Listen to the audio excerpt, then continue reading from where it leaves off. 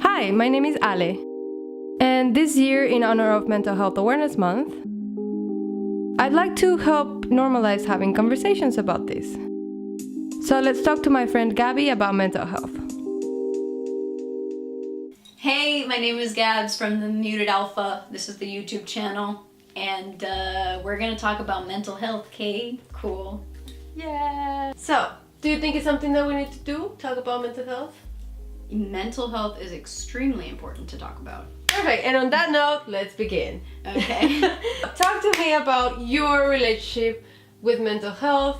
Like, what kind of mental illness do you deal with, if any? I feel like I went through a lot of shit when I was younger. I went through a lot of stuff in my childhood and at home, so I feel like, I don't know, I felt like I had to grow up quickly, and a lot of that like forced maturity I feel gives way to people that are depressed. Like I've noticed, you know, when kids go through the worst kind of shit, they come out the other side, they're different, they're changed, and unfortunately something that goes along with that is depression. So I had an eating disorder when I was in middle school. I'm not totally sure even to this day if it was categorized more as bulimia or anorexia, but it was just starvation, utter and complete. I would not eat. And it came from a friend of mine at the time. And it's weird. It's not to say that it was her fault or anything. Oh no, like but that. I feel like we all went through that. Yeah. I didn't like get to that point, but I definitely like heard about it and about the idea of doing that and like, oh, that's how you get skinny. And right. things And like that. And so at that point, when you're a kid and you don't know anything about you're very easily anything, influenced into it. Yeah. Yeah. So, but it was a friend of mine who was actually kind of bullying me.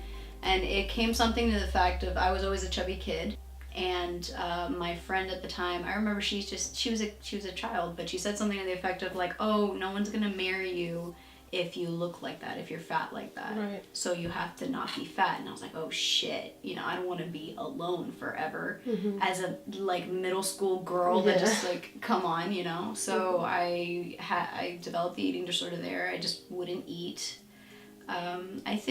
I think I might have tried purging for a while, but then I became addicted to being hungry. And somehow that led way into me being addicted to being sad and addicted to being, you know, dark and depressing. And that just became my personality. It just became kind of everything about who I was very early on.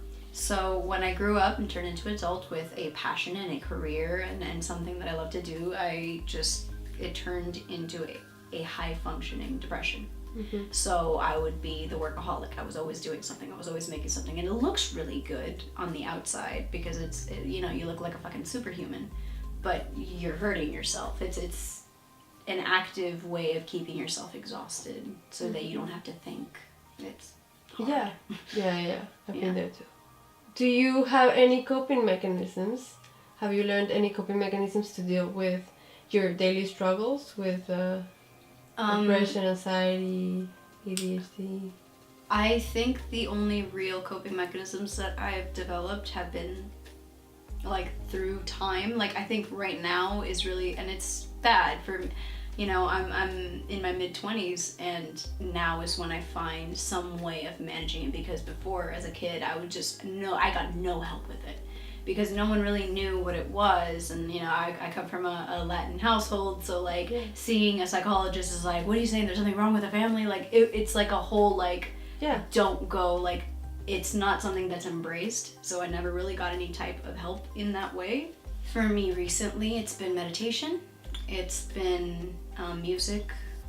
I don't think that I can say to anyone, I don't think that I could tell anyone that I found a real way that cures the anxiety or the depression, because even when I think I'm better and I'm doing good, sometimes it comes back and I'm like, oh shit, you know, this doesn't just, you know, for the last month and a half, for example, I've been the happiest, and then last night was the first time where I got that sense of dread again.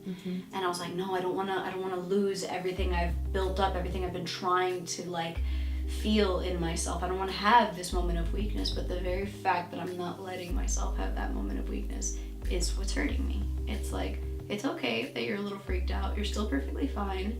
Being nice to yourself is if anything, has been a self-soothing mechanism. I've realized that, you know, deep down, we're all just the essence of our childlike self. If you were to look at yourself and see yourself as a 10-year-old you, would you be talking to the 10-year-old you the way that you do every day? Do you know, would you call them, you know, a piece of shit? Are they lazy? Or would you put that much pressure on them? Would you suffocate? And it's child abuse. So when you do it to yourself, just if you realize that you still need to love yourself, you still need self-love, you still need to give yourself those affirmations and not find it in something else. That's been a big help, where I've been like, you know, I don't deserve to feel good. I don't deserve to feel proud of what I've done. I don't deserve everything that I've worked for. And I know it's not true, it's illogical, but that's the depression making me feel worthless. So self-love, meditation, and the more you talk about it, the better, but also with the right people. With the right people. Of course. Yeah. Because there are wrong people to talk about it with. Unfortunately, it's the there's same. still people that have the stigma and or it's not valid enough, or that's not even a thing, or many ways to like invalidate it. Yeah. So you just need to make sure to have like a safe space to like open up about it. But do open up about it, right? And we're gonna put resources in the description, of course, right? Yeah. Have you ever been shamed for having a mental illness? A little, and it's come from, it's not come from people that I don't know. It's come from those closest to me. It's come from, like, you know, friends or boyfriends or things like that, where they know the things I struggle with, but they'll almost think that that's the reason for why I'm saying and doing things. Like, sometimes it's like they give whatever my mental state is more power than my logic, and it's frustrating, because then it feels like I'm being undermined. You know what I'm saying? Like, when someone says, like, okay, you know, you're just being sad, or someone says you're just this, it's just like, you're not letting me have ownership over this. You're making me pretend like it's all in my head, or it's just my personality, or, you know, it's so toxic, even though it's well-meaning. And I've dealt with that, and I've also dealt with, like, yeah, we don't tell the psychologist the truth because there's nothing wrong with us. We don't need anyone knowing our personal business. You need to be the person that, like, has everything absolutely okay. These appearances of weakness, it's all bullshit. It's all really, really harming bullshit that, you know, you hear. But, like, yeah. Your thoughts on therapy? Should it be more accessible? Should it be for everybody, just for the crazy ones? Should it be just for adults, also for children? At what age is the right? Like, all of these things about therapy, just like, what are your thoughts? We are all born with a body, and we're all born with a brain. And from the very, very, very, very beginning, you know, moms are taking care of the baby's body, the baby's health, the food that it gets, there's so much care over the physical body of the baby and then the child, and, you know, they get their checkups, they get their vaccines, they get their, you know, everything. But no one looks under the hood until it's too late. You need to, I feel like if mental health, or a better understanding of how the development of a child's brain in every stage of life, if parents are more aware of that as they're trying to raise them and make them healthy human beings, it would be a giant service to their lives.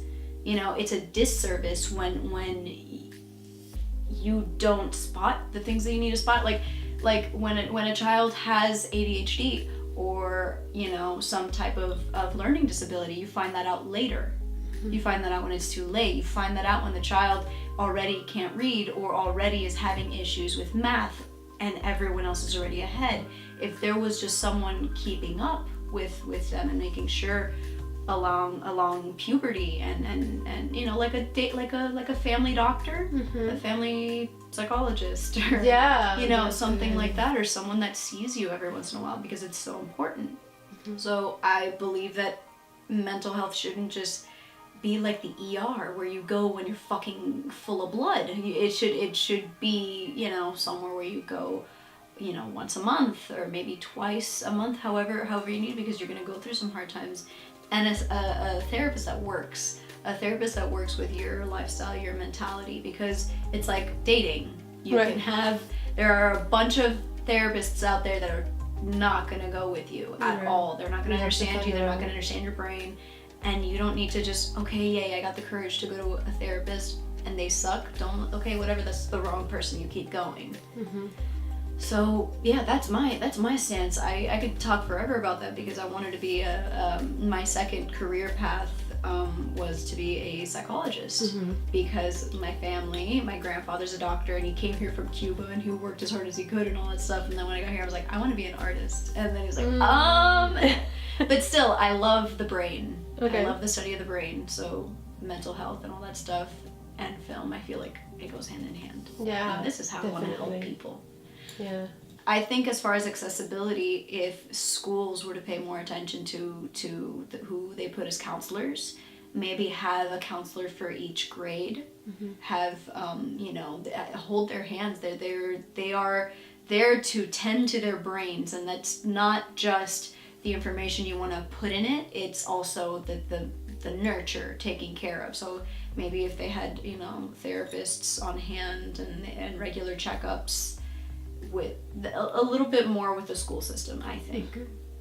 I think that would be beneficial.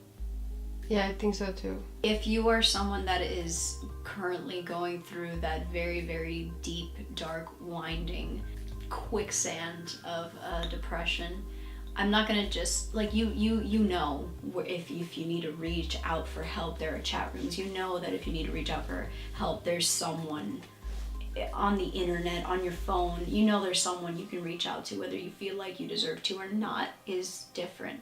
But instead of saying like, oh yeah, you could totally call this toll-free number, I would prefer to speak directly and tell that person that if you're there, know that you're not the only one that's ever been there. This is a road that many have walked past. This is a place where, you know, can make or break you.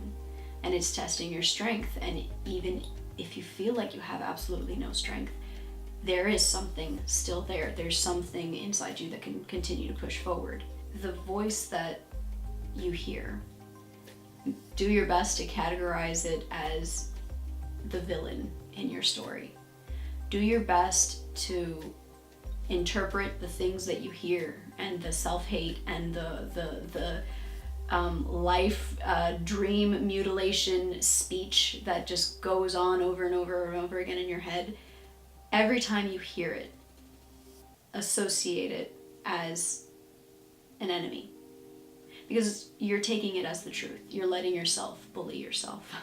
You're letting your mind and what you're going through dictate your present and your future, and you don't have to. So when you hear those things, if you're able to see it as this sneaky snake that likes fucking you up, it starts to lose power, because you start to realize that it's just trying to fuck you up.